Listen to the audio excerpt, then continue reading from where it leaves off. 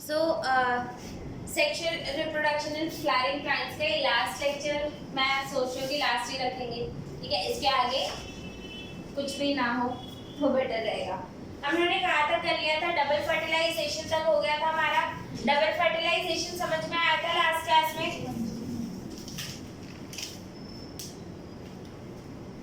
First male gamete किसके साथ combine करता है? Polar nuclear. Polar nuclear. So when one male gamete combines with polar nuclear तो वो क्या बनाता है? Primary endosperm nuclear. Primary endosperm nucleus, ठीक है। प्राइमरी एंडोस्पर्म न्यूक्लियस क्या करता है बच्चे? It forms endosperm. मैंने आपको बताया था एंडोस्पर्म कैसा होता है? डिलीशियस होता है। डिलीशियस क्यों होता है? अरे भाई हाँ, और कौन सा डिलीशियस होता है? Hard, complicated. बच्चे डिलीशियस का मतलब क्या होता है? टेस्टी, ठीक है। एंडोस्पर्म, आम खा लो। आम पसंद है नहीं है? आम नहीं पसंद? पसंद है। पसंद है ना आम खाना। और क्या पसंद है? नहीं, वो तो एंडोस्पर्म नहीं है।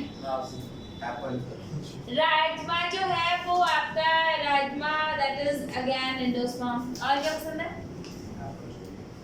एप्पल एक फॉल्स फ्रूट है, तो I will not talk about that. Pineapple का आई डोंट नो। आपका गेहूं और चावल दोनों ही एंडोस्पर्म होते हैं। ये बात समझ में आई, ठीक है। यहाँ तक समझ में आ रहा था? ओके। अब एक बात याद रखना, ड्यूरिंग डबल फर्टिलाइजेशन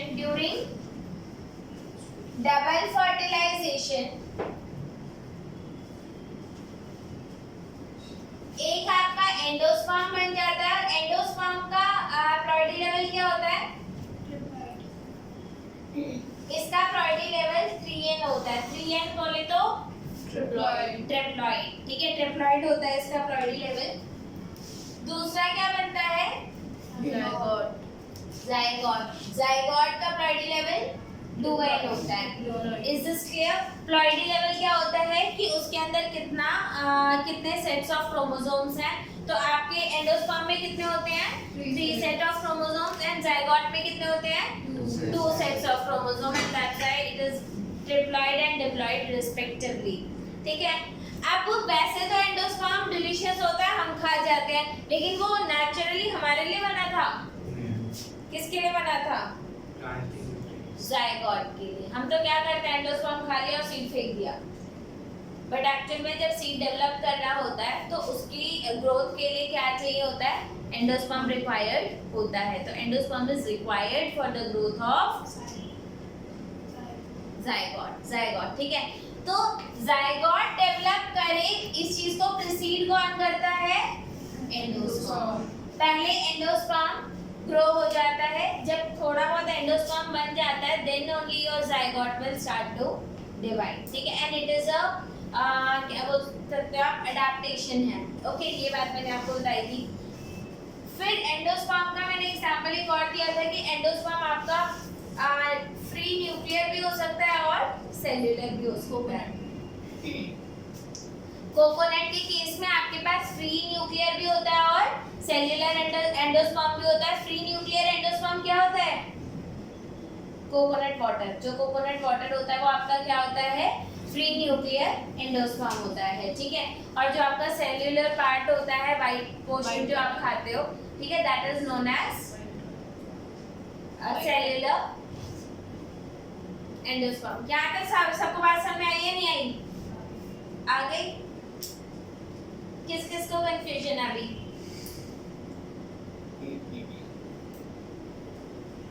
मयंक बताओ, कुछ समझ में नहीं आया? हाँ, क्या बोलता आपने? वाइट पार्ट एंडोस्पर्म तुम्हें समझ में आया? नहीं। तुमने लास्ट क्लास कौन सी ली थी? पहले लेक्चर में मेरे को लगता है मैंने स्पर्मेटोजेनेसिस कराया था और दूसरे में मैंने आई थिंक oogenesis करवाया था, राइट? oogenesis नहीं बोलते, क्या बोलते हैं? मेगास्पोरोजेनेसिस बोलते हैं, ठीक है।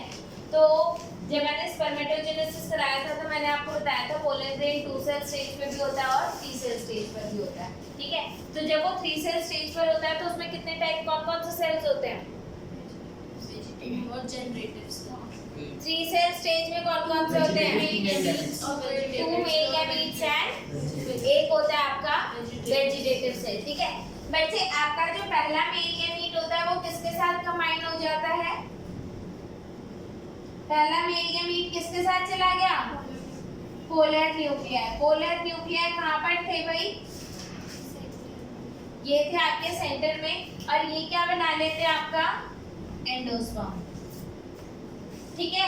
तो आपका एक एंडोस्पर्म बनता है और दूसरे फर्टिलाइजेशन से क्या बनता है? जाइगोट। जाइगोट का फंक्शन सबको क्लियर है? जाइगोट का फंक्शन सबको क्लियर है, ठीक है। किसका फंक्शन क्लियर नहीं है? एंडोस्पर्म का फंक्शन क्लियर नहीं है। बच्चे एंडोस्पर्म एक अडैप्टेशन है कि जाइगोट जब ग्रो करेगा तो उसे न्यूट्रिशन चाहिए, तो वो न्यूट्रिशन उसे कहाँ से मिलता है? एंडोस्पर्म से मिलता है। इसीलिए एंडोस्पर्म में बहुत सारा, आप कभी देखना अगर आप लोगों ने वाटरमेलन अच्छा लगता है, नहीं लगता? लगता है ना, ठीक है। वाटरमेलन का कौन सा पोर्शन ज्यादा मीठा होता है? जहाँ पर सीड होता है या सीडलेस? सीड वाला। क्यों? क्योंकि जहाँ पे सीड होता है वहाँ पे न्यूट्रिएंट्स ज्यादा चाहिए, क्योंकि अगर वो ग्रो करेगा तो उसको न्यूट्रिशन चाहिए। ये बात समझ में आई, ठीक है। एंडोस्पर्म समझ में आ गया। अब बच्चे जो एंडोस्पर्म होता है प्लांट के अंदर क्या होता है? कुछ होती है फ्री न्यूक्लियर डिवीजन। प्लांट के अंदर कैसी होती है? Free nuclear divisions, right. Plant के अंदर फ्री न्यूक्लियर डिवीजन होती है, यानी कि अगर आपका कोई सेल और न्यूक्लियस है, सिर्फ आपका न्यूक्लियस डिवाइड कर, आपका सिर्फ न्यूक्लियस 2 में डिवाइड हो जाएगा और फिर फर्दर डिवाइड हो जाएगा, ठीक है। इसके अंदर पूरा सेल नहीं बनता, इसके अंदर पूरा सेल नहीं बनता। ये बात समझ में? तो सेल नहीं बनेगा, सिर्फ और सिर्फ आपका क्या बनेगा? न्यूक्लियस डिवाइड होता जाता है, ठीक है। बाद में उसमें सेल्यूलराइजेशन होती है। बाद में क्या होता है? सेल्यूलराइजेशन होती है, ओके। और कोकोनट के केस में ये दोनों ही देखे जा सकते हैं। आपको फ्री न्यूक्लियर एंडोस्पर्म भी मिल जाएगा और आपको सेल्यूलर एंडोस्पर्म भी मिल जाएगा। फ्री न्यूक्लियर कौन सा होता है बच्चे? जो कोकोनट वाटर होता है, पिए ना नारियल का पानी, ठीक है, तो वो क्या होता है? Free nuclear endosperm. और जो आपका सेल्यूलर होता है वो कौन सा होता है? जो व्हाइट पार्ट आप खाते हो वो होता है, वो सेल्यूलर एंडोस्पर्म होता है, ओके। ये बात समझ में आई, ठीक है।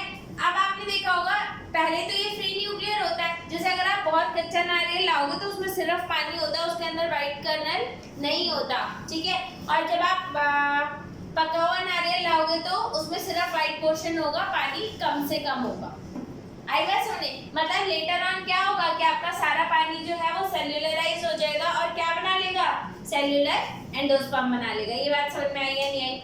यहाँ तक क्लियर है? पक्का? इसके आगे करें।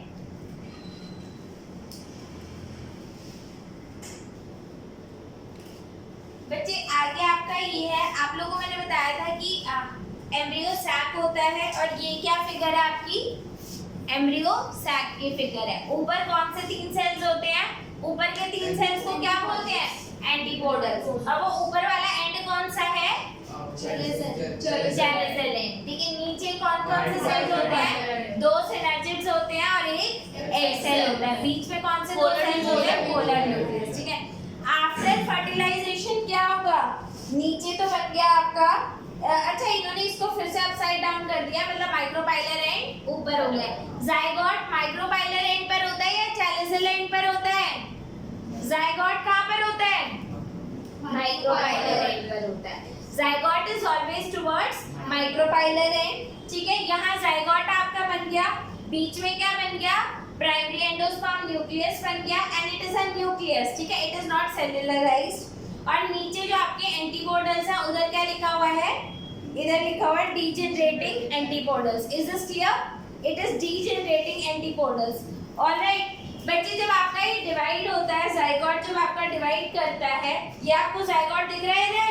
हाँ जी, इन दिस फिगर जाइगोट दिख रहे हैं। जाइगोट जब डिवाइड होगा तो क्या बना लेगा? 2 सेल मतलब आगे की स्टेज बना लेगा।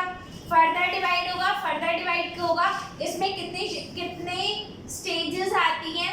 पहला स्टेज क्या है? Globular embryo. तो एक स्टेज का नाम क्या है?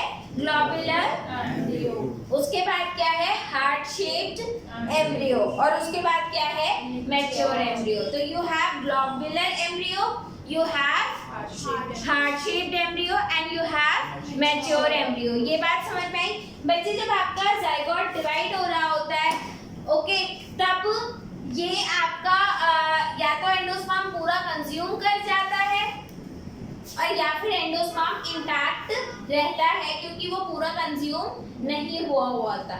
जैसे अगर आप देखोगे मटर का जो होता है, तो जो आप खाते हो वो एंडोस्पर्म नहीं है, वो सीड है। मटर में क्या खाते हो? सीड खाते हो। तो उसके ऊपर कोई भी एंडोस्पर्म होता है क्या? नो, मटर के ऊपर कोई एंडोस्पर्म नहीं होता। जिनमें एंडोस्पर्म नहीं होता उन्हें बोलते हैं नॉन एल्ब्यूमिनस सीड्स। उन्हें क्या बोलते हैं?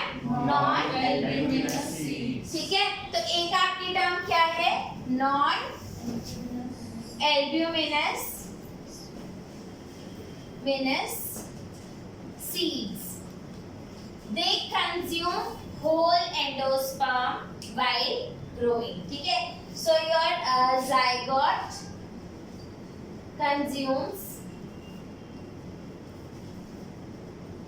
whole endosperm.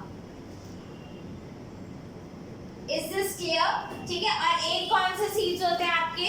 एल्ब्यूमिनस होते हैं, जिनके अंदर आपका एंडोस्पर्म होगा। ऑलराइट, तो you have albuminous seeds and non-albuminous seeds. So endosperm either may be completely consumed by the developing embryo और completely consumed किस में हो जाता है बच्चे? pea, groundnut and peas. pea आपने देखा है मटर, okay? And before seed maturation, और it may be persistent. तो persistent किस में होता है? कोकोनट में तो देखा है ना, एंडोस्पर्म एकदम मैच्योर वाले में भी रहता है। ओके, तो इस बेसिस पे हम इन्हें क्या बोलते हैं? Albuminous and non albuminous. Is this clear? Okay, ये आगे आपका है। जब जाइगोट आपका डिवाइड हो रहा होता है बच्चे, zygote is a single cell and it can give rise to the whole plant. आपका एक जाइगोट क्या कर सकता है? पूरा प्लांट बना सकता है। जाइगोट ऐसा तो है नहीं, जाइगोट में कितने सेल्स होते हैं आपके पास? एक ही तो सेल होता है, एक ही तो सेल होता है। तो वो डिवाइड करके पहले 2 बनाएगा और 2 के बाद 4, 6 ऐसे करके वो बढ़ता जाएगा और उसकी कुछ स्टेजेस को हमने नाम दे रखा है, और वो स्टेजेस के नाम क्या हैं? पहला ग्लोबुलर एम्ब्रियो, फिर क्या है? हार्ट शेप एम्ब्रियो, और उसके बाद क्या है? Mature embryo. अब मोनोकॉट प्लांट्स में और डाइकॉट प्लांट्स में जो एम्ब्रियो होते हैं उनमें एक मेजर डिफरेंस होता है। मेजर डिफरेंस क्या होता है? मोनोकॉट वाले में सिर्फ एक ही कॉटिलिडन होता है और डाइकॉट में 2 कॉटिलिडन्स होते हैं। यही तो मेजर डिफरेंस हम लोगों ने सीखा था, यही तो था ना मेजर डिफरेंस। ठीक है, अब यहाँ पर आपका क्या है? डाइकॉट एम्ब्रियो, और इधर हमारे पास क्या है? Monocot embryo. Okay, dicot embryo में क्या है बच्चे? आप पहले पे आपको 2 कॉटिलिडन्स देख पा रहे हो। आप बोलोगे उधर तो मैंने कॉटिलिडन लेवल किया है नहीं, क्या उस फिगर में मैंने किसी भी चीज को कॉटिलिडन लेवल किया है? नहीं। बच्चे, मोनोकॉट के केस में कॉटिलिडन को स्क्यूटेलम बोलते हैं। मोनोकॉट के केस में कॉटिलिडन को ही क्या बोलते हैं? स्क्यूटेलम बोलते हैं। तो स्क्यूटेलम, और इसके पास कितना स्क्यूटेलम है? 1, और उधर कितने हैं? 2। ठीक है, जब आपका एम्ब्रियो बन जाता है वहां पर प्लांट के केस में 2 चीजें रिक्वायर्ड होती हैं, वन इज शूट एपेक्स और अदर इज रूट एपेक्स। ठीक है, जो फर्स्ट रूट बनती है उसका नाम क्या है? फर्स्ट रूट का नाम क्या होता है? रेडिकल, और फर्स्ट शूट का नाम क्या होता है? ब्लूम्यूल। ठीक है, तो आप देख रहे हो यहाँ पर ये इसका जो एपेक्स है वो क्या है? ब्लूम्यूल है। मतलब जब ये ग्रो करेगा तो ये क्या बनाएगा? फर्स्ट शूट बनाएगा। ठीक है, नीचे क्या है आपके पास? रेडिकल है, और radicle is always covered with a root cap. क्यों? क्योंकि आपके रूट को सॉइल के थ्रू पास करना है। एक बात याद रखना, आपके रूट को सॉइल के थ्रू पास होना है, तो सॉइल को हटाने के लिए भाई आपका एक तरफ डिवाइडिंग सेल्स है और एक तरफ सॉइल है, तो उनके बीच में कुछ तो होना चाहिए ना जो प्रोटेक्टिव इन नेचर हो। आई बात समझ में? तो यहाँ पर क्या होती है आपके पास? रूट कैप होती है। तो आपका डाइकॉट का एम्ब्रियो बहुत ही आसान है। क्या है? कॉटिलिडन, ब्लूम्यूल है, हाइपोकोटाइल है। ठीक है, and then radicle and root cap. Okay, अगर आप मोनोकॉट में आओगे तो क्या है, देखो scutellum is your cotyledon which is only one and that's why it is monocot.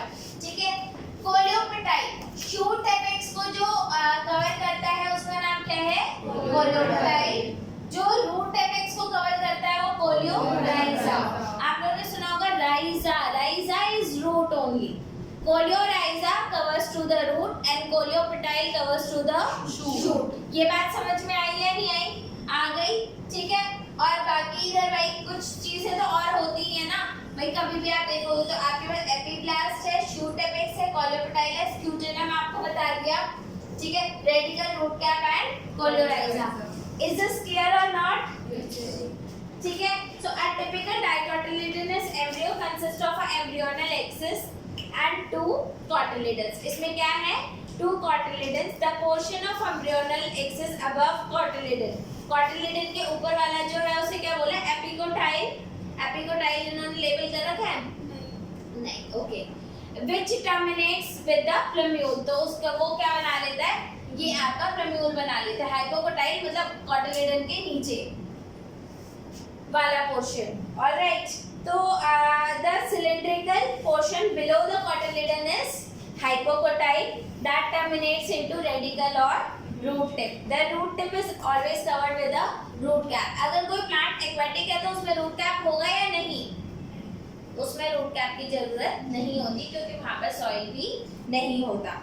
Embryos of monocot possess only one cotyledon। In grass family the cotyledon is called scutellum. Cotyledons को क्या बोलते हैं, स्क्यूटेलम बोलते हैं। That is situated towards one side lateral of the cotyledon embryonal axis. ठीक है, and lower side पर क्या होता है बच्चे, इसके पास रूट होती है बेसिकली। ठीक है, रेडिकल और रूट कैप होता है। जो रेडिकल को कवर करे वो कोलियोराइजा, और जो आपके उसको कवर करता है, शूट एपेक्स को कवर करता है, वो कोलियोपेटाइल है। ये बात समझ में आ गई? ठीक है, अब इसके बाद आता है आपका सीड वाला portion. So in angiosperm seed is the final product. Seed की कोई इंपॉर्टेंस आप लोगों को पता है या नहीं मालूम है? सीड्स आर इंपॉर्टेंट और not? Seeds are very much important. ठीक है, तो in angiosperm the seed is the final product of the sexual reproduction. ठीक है, एंड एल्ब्यूमिनस सीड होता है एंड नॉन एल्ब्यूमिनस या फिर एल्ब्यूमिनस क्या होते हैं, सीड होते हैं। तो अगर आपके सीड ने पूरा का पूरा एंडोस्पर्म कंज्यूम कर लिया तो वो क्या हो गया, नॉन एल्ब्यूमिनस। और अगर उसके अंदर अभी भी एंडोस्पर्म है तो उसे क्या बोलेंगे, एल्ब्यूमिनस सीड बोलेंगे। यहाँ पर ये बात समझ में आ गई? और नॉन एल्ब्यूमिनस को हम एक्स एल्ब्यूमिनस भी बोलते हैं। तो in angiosperm the seed is the final product of the sexual reproduction. It is often described as fertilised ovule. Okay, seed is formed inside the fruit and typically consists of a seed coat and embryonal axis. The cotyledon of the embryo are simple structures, ठीक है, and they are generally thick swollen due to storage of reserve food. And mature seed may be non-albuminous, ठीक है, non-albuminous seed has no residual endosperm, so they don't have endosperm। और इसका example क्या है, मटर वाला, ठीक है, and groundnut। Albuminous seeds retain the part of endosperm as they do not consume the whole endosperm while germinating। यहाँ पर ये बात समझ में आई या नहीं आई? ठीक है, ओके, कुछ ऐसे सीड्स होते हैं बच्चे जिसमें न्यूसेलस भी persistent होता है। न्यूसेलस याद है या नहीं याद है? आपका जो एनाट्रोपस ओव्यूल होता है उसके अंदर जो रीजन होता है जो मियोसिस में जाता है वो न्यूसेलस है। कुछ सीड्स के अंदर न्यूसेलस भी persistent होता है और उस न्यूसेलस को हम क्या बोलते हैं, सीड के अंदर क्या बोलते हैं, पेरिस्पर्म। तो न्यूसेलस को सीड के अंदर क्या बोलते हैं, पेरिस्पर्म। तो पेरिस्पर्म समझ में आ गया।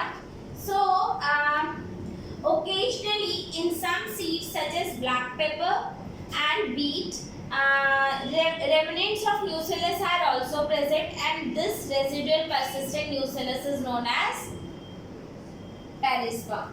क्या आप लोग पता है? अच्छा, सेपल का क्या होता है आफ्टर फर्टिलाइजेशन? सेपल का क्या होता है, सेपल और पेटल का? सेपल कहाँ चला गया? वो फॉल हो जाता है, ठीक है, वो खत्म हो गया। क्या कोई ऐसा फ्रूट आपको पता है जिसके अंदर सेपल परसिस्टेंट होता है? और that is okay, that is, हमने डिवाइड कर रखा है वेजिटेबल और फ्रूट, इट्स ओके। रंजित,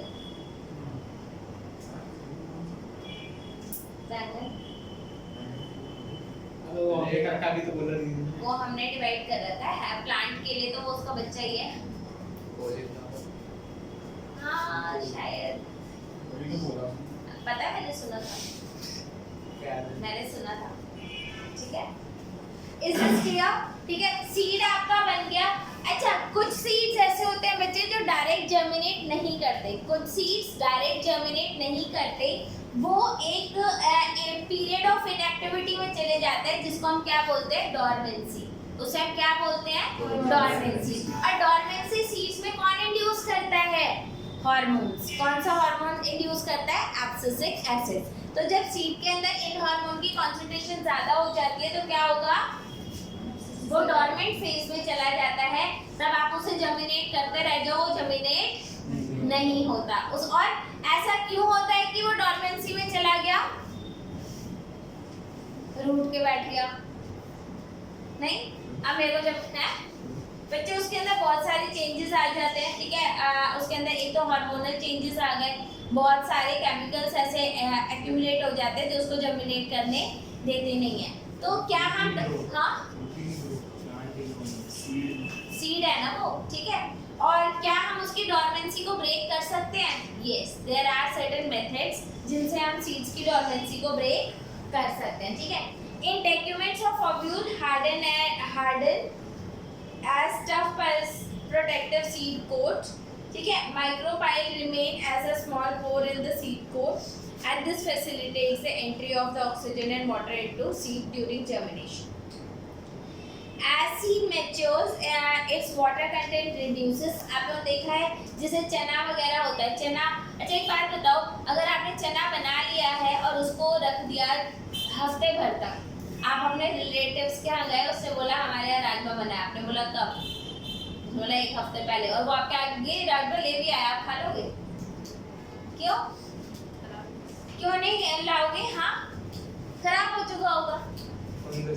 चलो अगर उसने फ्रिज में भी रखा है तो खा लोगे? अगर उसने फ्रिज में भी वो राजमा रखा है तो आप नहीं खाओगे, क्योंकि आपके नखरे बहुत है। ऐसा नहीं है बच्चे, वो खराब हो जाता है। क्या खराब हो जाता है? राजमा खराब हो जाता है। अब मान लो, अब जैसे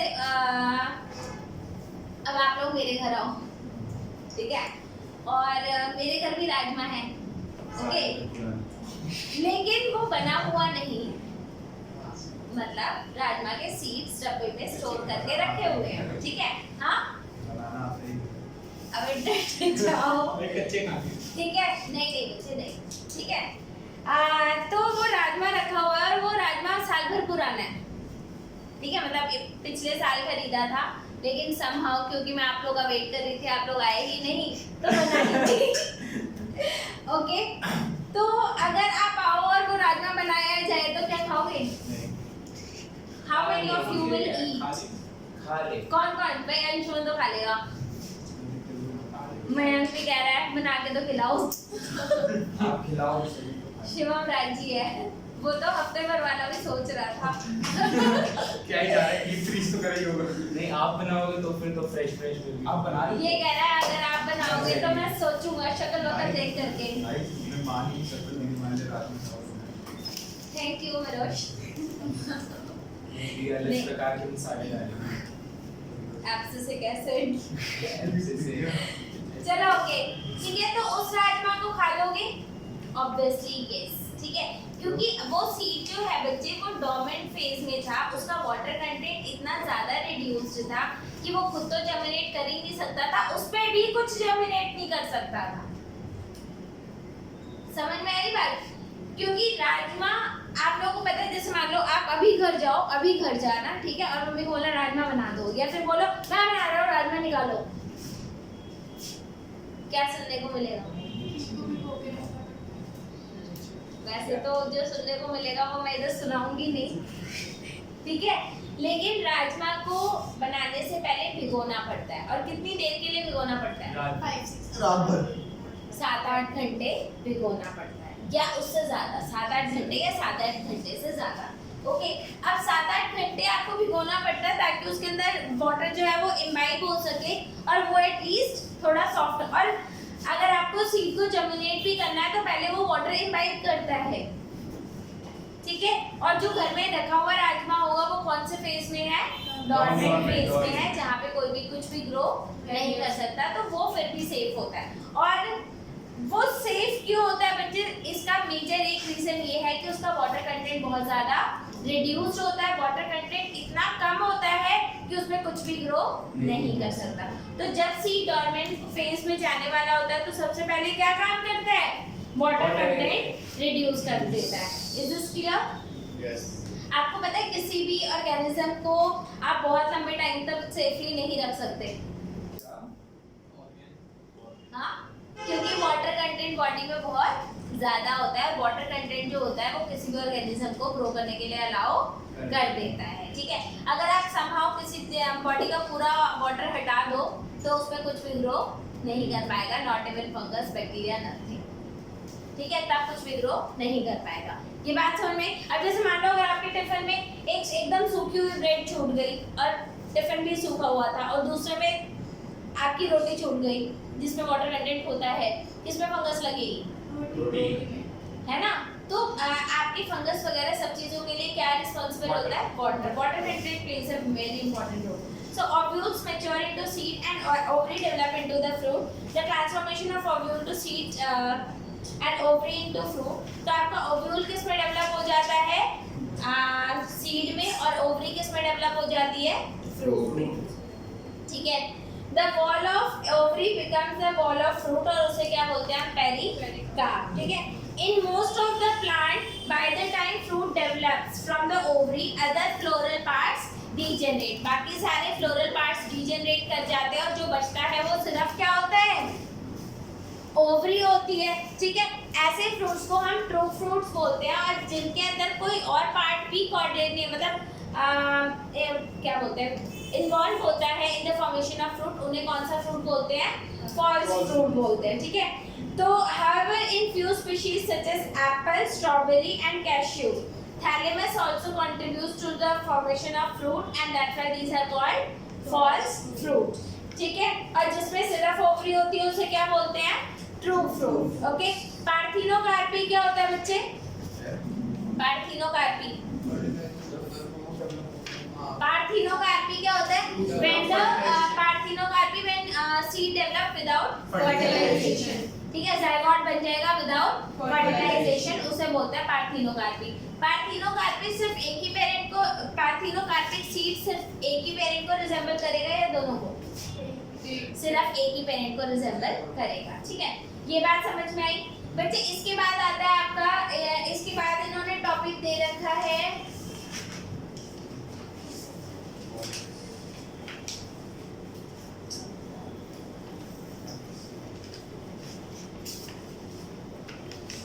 आपको पता है बच्चे कि सीड्स जो होते हैं, seeds are the main product of sexual reproduction in the plants, ठीक है। सीड्स सबसे ज्यादा मेन होते हैं, क्योंकि जब आप अपने किसानों को बांटोगे तो सीड बांटोगे, पूरे पेड़ बांटोगे, सीड बांटोगे, ठीक है। तो हम जब कभी किसी को देते हैं, जैसे आप लोगों ने सुना होगा HYV सीड्स होते हैं, सीड्स होते हैं, वो क्यों? हाई यील्डिंग वैरायटीज, ठीक है। तो हम कोई पार्ट्स क्यों नहीं देते कि चलो ये स्टेम कटिंग ले जाओ और लगा देना? बच्चे सीड्स को पहली बात स्टोर करना आसान है, बेचना आसान है, सब कुछ आसान है। सीड कितने टाइम तक जर्मिनेट कर पाएगा वो स्पीशीज टू स्पीशीज वेरी करता है, ठीक है। अब यहाँ पर एक सीड के साथ कोई प्रॉब्लम होती है क्या? सीड के साथ कोई प्रॉब्लमैटिक इश्यू होगा?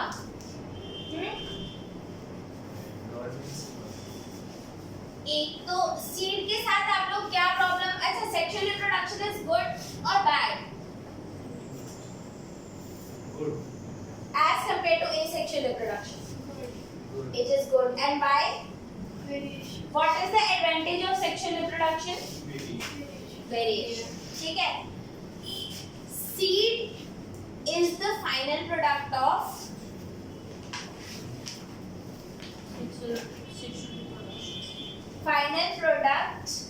of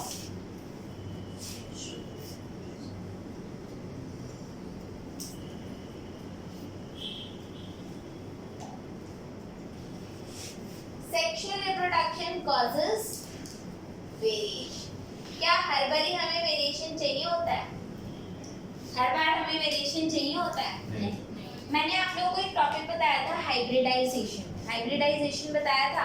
अब प्लीज एक बात याद रखना, मान लो अगर ऐसा है कि आपका एक ए प्लांट था, एक बी प्लांट था, एक ए प्लांट था, एक बी प्लांट था, आपने इनको कंबाइन करा, आया सी प्लांट।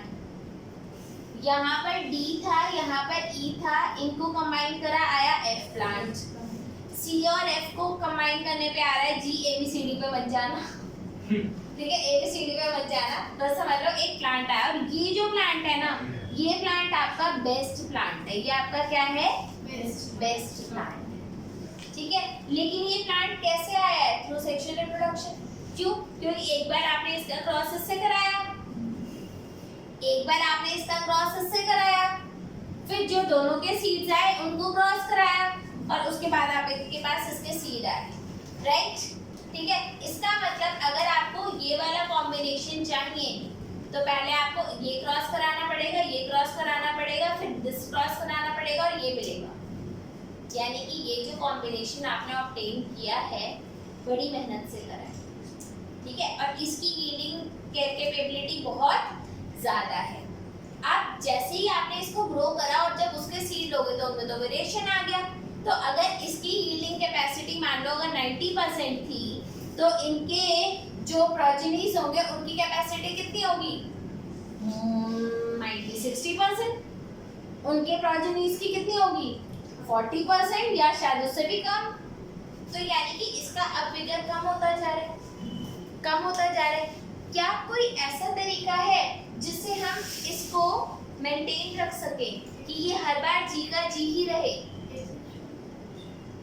एसेक्सुअल रिप्रोडक्शन में सीड नहीं होता, जी का जी के साथ कराने के बाद भी वो जी नहीं रहेगा, क्योंकि ये जो कॉम्बिनेशन आया है डेफिनेटली ये होमोजाइगस नहीं है, ये हेटेरोजाइगस होगा, और हेटेरोजाइगस का क्रॉस कराते हो तो वो कभी सेम नहीं रहता। मानकर चलो capital T cross with capital T, तो जब क्रॉस कराते हो तो कैपिटल टी स्मॉल टी और ये सारे कॉम्बिनेशन आते हैं ना, सारे आते हैं। यानी कि सेम प्लांट को सेम के साथ क्रॉस कराया तो रिजल्ट सेम नहीं रहता।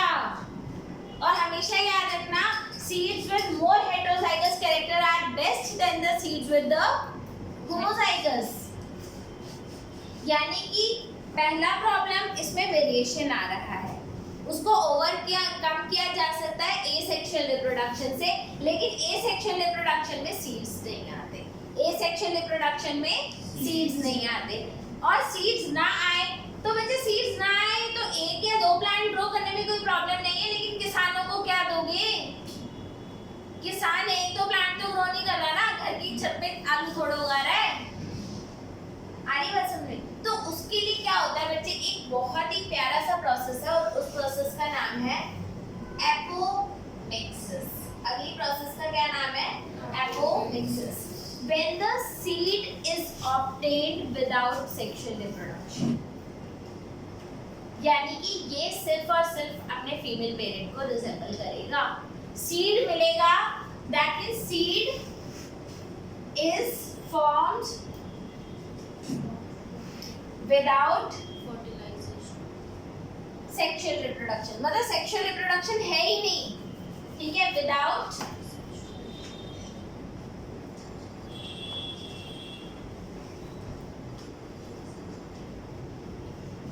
ये बात समझ में आई। तो इसमें सेक्सुअल रिप्रोडक्शन हुआ भी नहीं और सीड भी बन गया।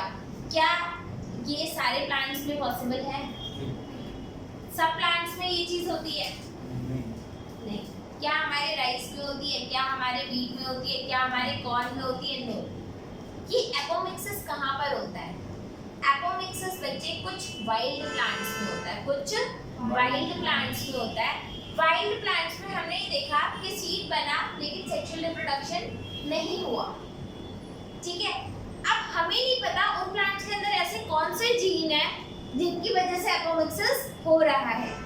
कोई तो जीन होगा ना जो रिस्पॉन्सिबल होगा। Now we are trying to identify those genes which are responsible for apomixis so that we can introduce them into our own plant, ताकि उसमें भी ये प्रोसेस हम करवा पाए। ये काम हमारी लैब में हो रहा था। So I know that one of my friends she did PhD on this work, ठीक है। हालांकि क्या ये क्या होगा बट ठीक है, so is this clear? तो प्लीज इधर आ जाओ। So although seeds in general are product of fertilization, apomixis and polyembryony, ठीक है।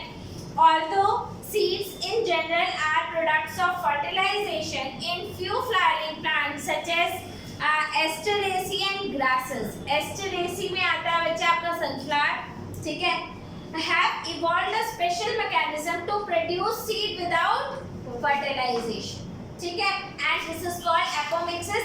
Apomixis होता ही है आपका away from mixing of two plants, ठीक है।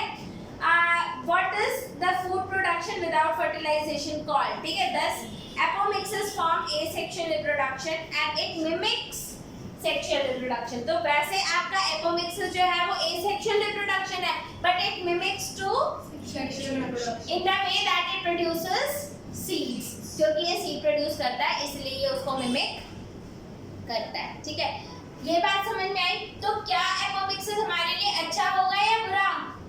बच्चे बहुत बढ़िया होगा। अगर ये आ जाए ना तो एग्रीकल्चर में शायद बहुत अच्छा होगा, क्योंकि हम बहुत अच्छे सीड्स ला सकते हैं। या फिर मैं बोलूँ कि इसके अगर कुछ बैड कंसिक्वेंसेस हैं, अगर कोई नेगेटिव कंसिक्वेंसेस हैं तो वो शायद अभी पता नहीं है। माइट बी इन नेचर कुछ हो, क्योंकि नेचर में तो ये चीज़ होती नहीं है। We are trying to introduce it, ठीक है। नेचुरल अगर कोई प्रॉब्लम हो तो अभी हमें पता नहीं है, but yes it can be a good thing. इसके बाद आता है बच्चे, प्लांट्स के अंदर बहुत सारे वेरिएशंस अलाउड होते हैं। प्लांट्स के अंदर बहुत सारे वेरिएशंस अलाउड होते हैं, ठीक है। आपको पता है जो राइस आप खाते हो, जो व्हीट आप खाते हो, वो उसका प्रोडक्टिव लेवल एक्चुअल में क्या होता है? हेक्साप्लॉइड होता है, हेक्सा रिसेप्टर 7N होता है, ठीक है। प्लांट्स में ये सब अलाउड होता है, ह्यूमंस में नहीं, एनिमल्स में नहीं, ठीक है। तो एनिमल्स में बहुत थोड़ा माइन्यूट वेरिएशंस अलाउड होता है जो आपको सरवाइव करता हुआ दिख जाएगा, लेकिन बहुत ज़्यादा अलाउड नहीं होता। तो अगर मैं बात करूं आपका प्लांट्स की, प्लांट्स में कई बार होता है कि बहुत सारे एम्ब्रियोज एक ही फ्रूट में बन रहे होते हैं, बहुत सारे एम्ब्रियोज एक ही फ्रूट में बन रहे होते हैं, एंड उसे हम क्या बोलते हैं? Poly embryony. अब पॉली एम्ब्रियोनी में वो क्या सारे के सारे एम्ब्रियो सेक्सुअल रिप्रोडक्शन के बाद ही आते हैं? जरूरी नहीं है। They can be asexual as well and sexual as well, मतलब जाइगोटिक भी हो सकते हैं और नॉन जाइगोटिक भी हो सकते हैं। मैंने बताया था कि जाइगोटिक एम्ब्रियो को नॉन जाइगोटिक एम्ब्रियो से कैसे अलग करेंगे, कैसे पता लगाएंगे कि ये वाला जाइगोटिक एम्ब्रियो है और ये कौन सा नॉन जाइगोटिक है? जाइगोटिक और नॉन जाइगोटिक का पता लगाने का तरीका, जाइगोटिक में हमेशा प्लेसेंटा होता है, जाइगोटिक एम्ब्रियो में हमेशा प्लेसेंटा होता है, नॉन जाइगोटिक में कभी भी प्लेसेंटा नहीं होगा। बच्चे placenta is very much characteristic feature for zygote. Zygote के लिए प्लेसेंटा बहुत ज़्यादा इंपॉर्टेंट होता है। ये बात समझ में?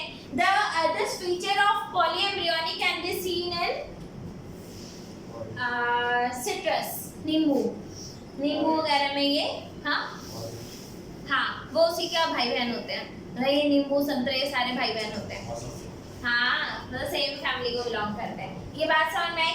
सो एक बात याद रखना, here I am completing sexual reproduction in flowering plants. It was a very big chapter of 12th class. इसमें अरे सुन लो यार, हाँ दीदी आप बोलते हो। इसमें सबसे ज़्यादा इम्पोर्टेंट आपका जो मोनोकॉट और डाइकॉट का एम्ब्रियो है और जो डेवलपिंग स्टेज ऑफ एम्ब्रियो है वो बहुत ज़्यादा इम्पोर्टेंट है, उसको बहुत ध्यान से करना, ठीक है। चलो बाय बाय टाटा करेंगे